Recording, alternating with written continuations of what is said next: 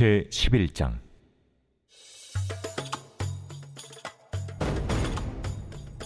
내가 또 메대 사람 다리오 원년에 일어나 그를 도와서 그를 강하게 한 일이 있었느니라.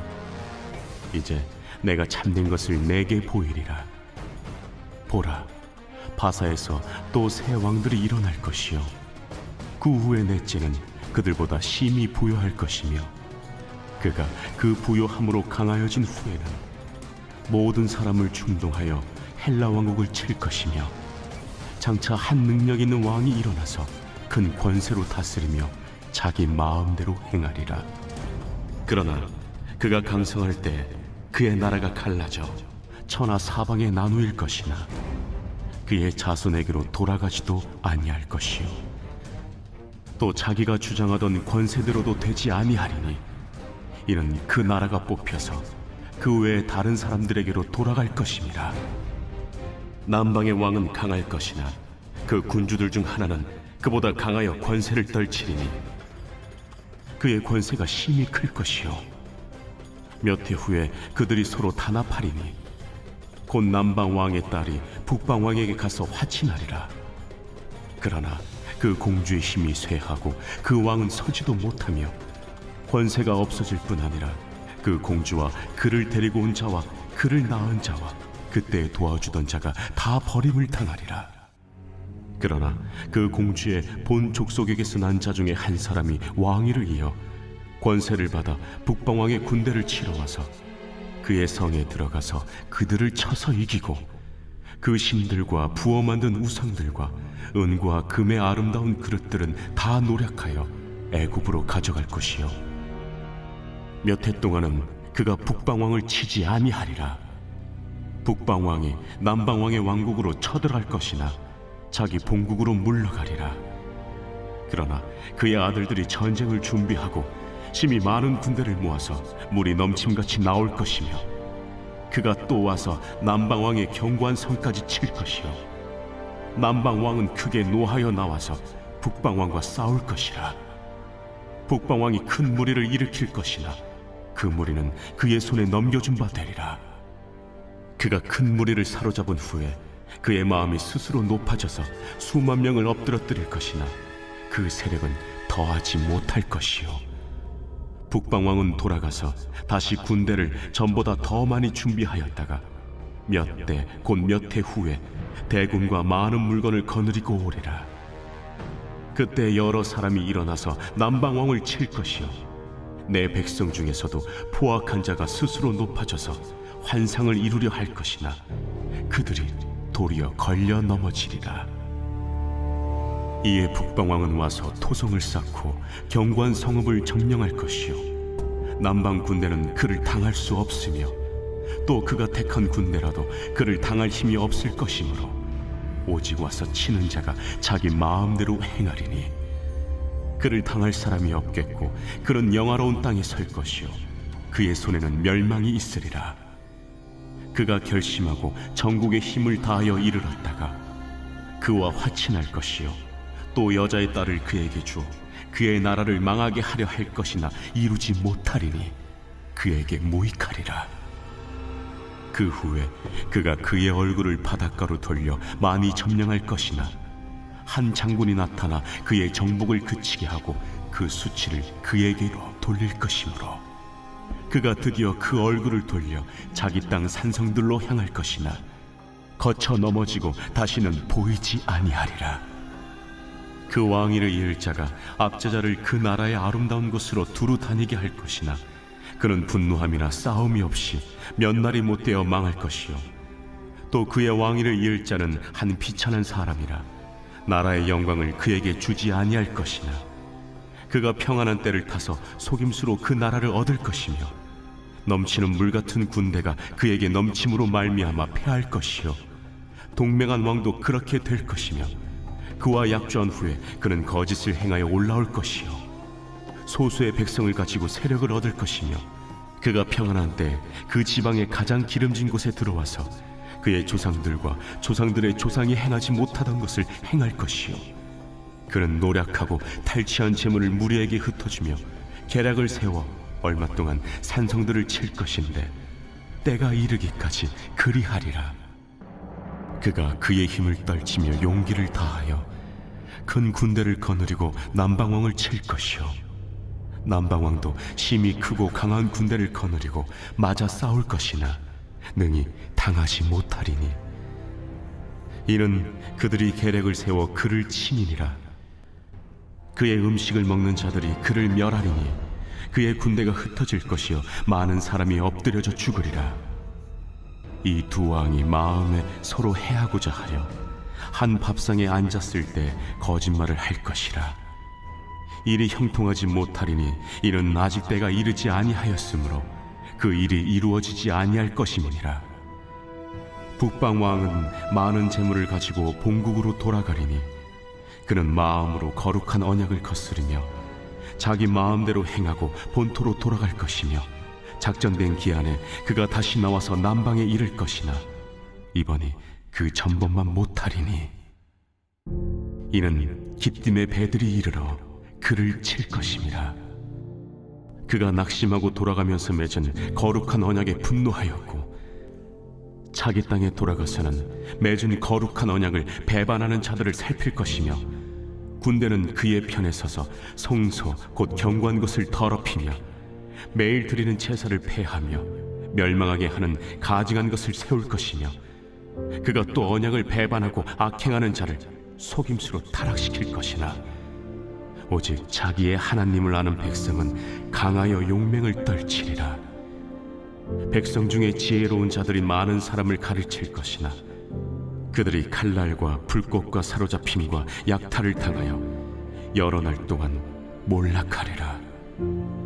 그들이 몰락할 때 도움을 조금 얻을 것이나 많은 사람들이 속임수로 그들과 결합할 것이며 또 그들 중 지혜로운 자 몇 사람이 몰락하여 무리 중에서 연단을 받아 정결하게 되며 쉬게 되어 마지막 때까지 이르게 하리니 이는 아직 정한 기한이 남았음이라.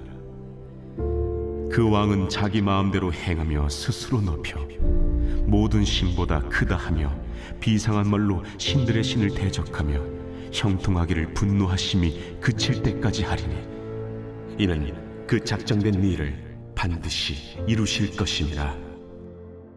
그가 모든 것보다 스스로 크다 하고 그의 조상들의 신들과 여자들이 흠모하는 것을 돌아보지 아니하며 어떤 신도 돌아보지 아니하고 그 대신에 강한 신을 공경할 것이요 또 그의 조상들이 알지 못하던 신에게 금, 은, 보석과 보물을 들여 공경할 것이며 그는 이방 신을 힘입어 크게 견고한 산성들을 점령할 것이요 무릇 그를 안다 하는 자에게는 영광을 더하여 여러 백성을 다스리게도 하며 그에게서 뇌물을 받고 땅을 나눠주기도 하리라.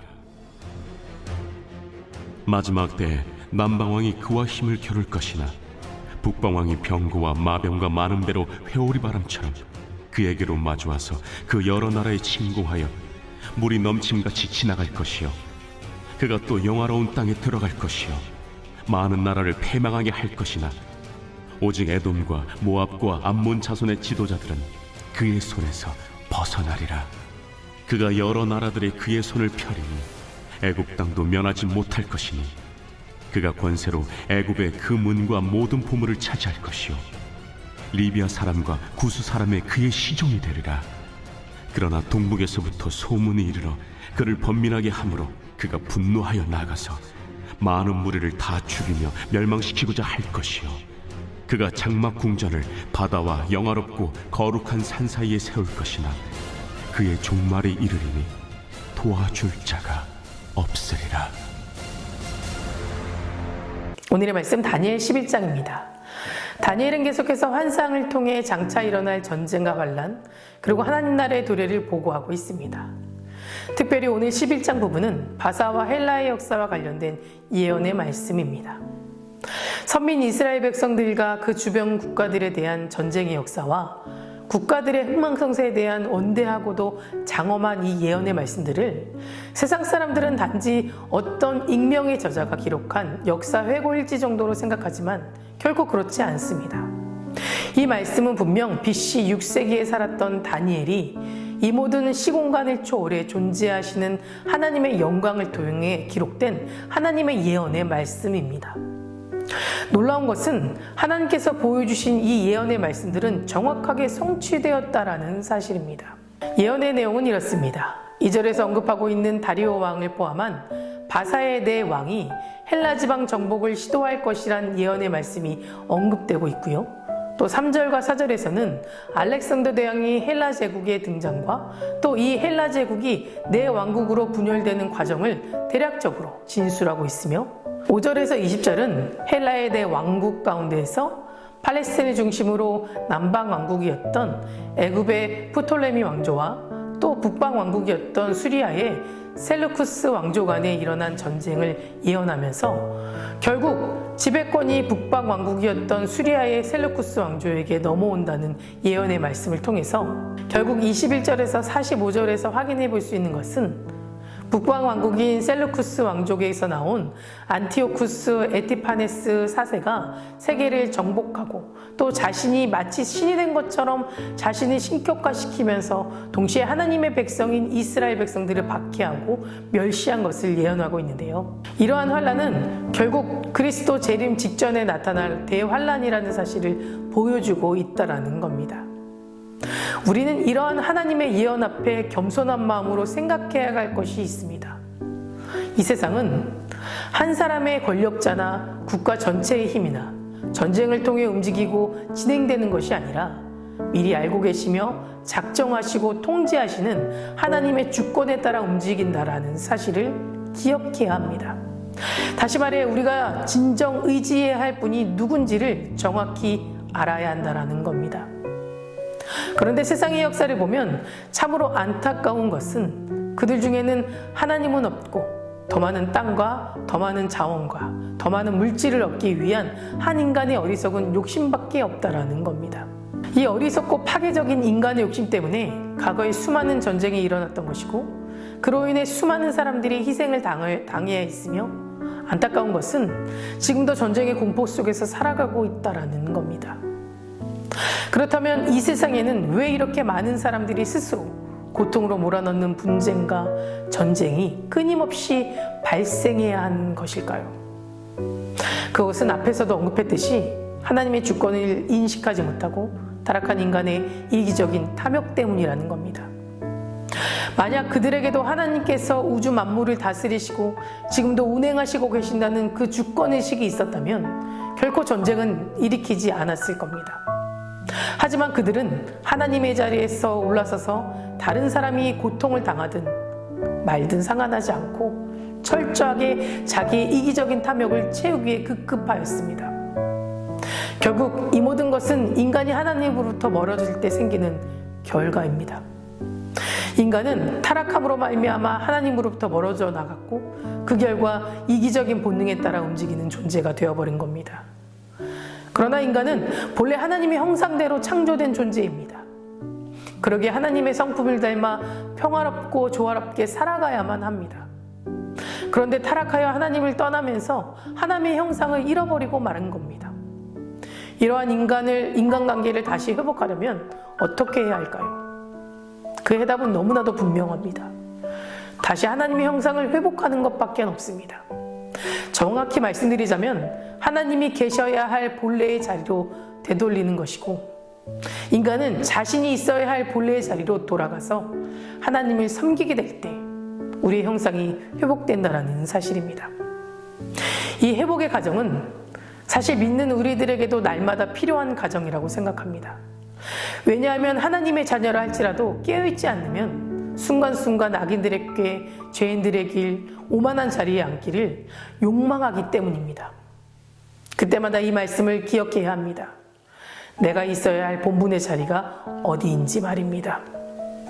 특별히 오늘 13절 이후의 말씀을 보면 하나님은 무엇보다 믿는 자들의 행함과 마음을 살펴보신다라는 것을 깨닫게 됩니다. 13절 말씀에 보면 북방왕이 동맹 세력들과 애굽에 침입하는 사건을 다루고 있습니다.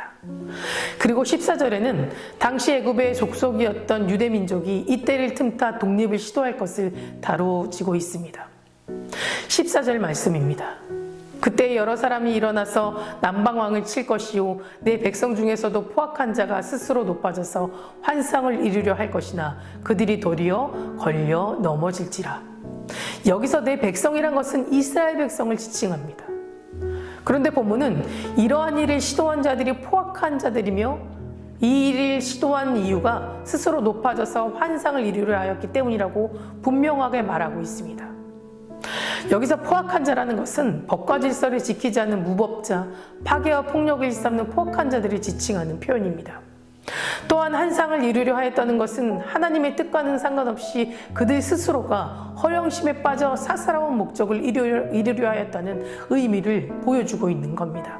물론 이 표현이 구체적으로 어떤 의미인지는 알 수는 없지만 하나님의 말씀으로 볼 때 이를 시도한 자들이 그럴듯한 명분을 내세워 탐욕에 가득하여 불의와 불법을 자행하는 악인들이었다는 사실, 그리고 그들이 시도한 이 일이 그들이 탐욕에서 나왔다는 사실만큼은 분명히 알 수 있는 겁니다.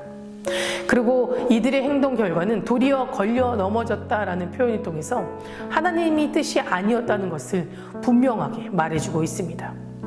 우리는 이 말씀을 통해서 한 가지 중요한 영적 진리를 발견할 수 있습니다. 하나님께서는 이 계시를 주실 때 유대민족의 독립을 시도한 자들이 내세운 명분보다 그들이 어떤 자들인지 또 어떤 동기를 갖고 이 일을 행하였는지를 보시고 판단하였고 그에 따른 결과를 보여주었다는 것입니다. 그들은 하나님 보시기에 포악한 자, 무법한 자였고 또 교만한 자였으며 자기들이 원하는 목적을 이루고자 독립이란 명분을 내세웠을 뿐입니다. 하나님께서는 그들이 곁으로 내세우는 명분에 주목하지 않으셨고 먼저 이러한 그들의 됨됨이 그리고 그들의 내면을 지켜보시면서 그에 따른 결과를 보여주셨습니다. 하나님은 악하고 탐욕적인 마음으로 사리사욕을 채우고자 의로운 이름을 내거는 이들을 용서하지 않으십니다. 그들이 이루고자 하는 것이 일시적으로 성공할 수는 있을지 모르지만 결국 비참한 결과를 초래하게 됩니다. 사랑하는 성도 여러분, 오늘 본문의 말씀은 우리가 무슨 일을 이루든지 어떤 일을 행하는지보다 우리 자신이 하나님 앞에 합당한 사람으로 살아가고 있는지 합당한 마음을 품고 사는 것이 얼마나 더 중요한지를 가르쳐주고 있습니다. 우리의 삶도 겉으로 어떤 명분을 내세우느냐보다 중요한 것이 있다면 우리가 하나님 앞에 바른 사람이 되고 바른 마음을 품는 것입니다. 그렇게 될 때 우리가 행하고자 하는 모든 일들이 하나님의 거룩하고 온전한 인도에 따라 축복된 결실을 맺게 될 줄 믿습니다. 다 같이 기도하시겠습니다. 오늘은 토요일입니다. 토요일의 공동기도 제목은 물질의 회복을 위해서 기도하시겠습니다. 성도님들의 생업과 사업을 지켜달라고 기도해 주시고 물질로 어려움 당하지 않도록 모든 필요한 자원을 허락해 달라고 기도해 주시기 바랍니다. 사랑과 은혜가 충만하신 하나님, 오늘도 첫 시간 주님 앞에 나아오게 하심에 감사합니다. 세상을 살아가면서 어리석은 자로 살아가지 않게 하시고 하나님 마음에 합한 자로 살아갈 수 있도록 우리의 중심을 지켜주시옵소서. 어떤 명분을 주시하는 것보다 하나님 앞에 바른 삶으로 살아갈 수 있도록 인도하여 주시옵소서. 특별히 성도인들의 생업과 사업을 지켜주시옵소서. 물질로 인하여 어려움 겪지 않도록 지켜주시고 거기에 어려움 겪고 있는 성도님들에게는 주님께서 모든 것을 예비하여 주시고 채워주실 것을 믿사오니 그들의 모든 상황과 처지를 살펴주시고 더 좋은 것으로 채워주시옵소서. 담임 목사님 먼저 은혜 충만하게 채워주시고 성령 충만하게 하여 주실 줄 믿습니다. 선포되는 말씀을 통해 듣는 이의 심령이 변화되고 주님 안에서 소망을 품고 세상의 빛과 귀한 소금의 역할 감당할 수 있도록 도와주시옵소서. 다음 세대 아이들 믿음을 지켜주시고 말씀으로 소망을 꿈꾸며 살아갈 수 있도록 인도하여 주시옵소서. 암으로 치유받고 있는 박재순 권사님, 유윤영 권사님, 김정수 집사님, 오유미 성도, 박세현 청년, 유경민 청년 깨끗이 치유해 주시고 끝까지 소망 붙잡고 살아갈 수 있도록 도와주시옵소서. 투석 중인 성도님들, 사고로 입원 중인 성도님들 힘을 주시고 우울증 공황장애 불면증 겪고 있는 성도님들에게는 평안함을 허락하여 주시옵소서. 새벽마다 1000번째 드리며 간구하는 기도 제목에 응답하여 주실 줄 믿사오며 이 모든 말씀 예수 그리스도 이름으로 간절히 기도드립니다. 아멘.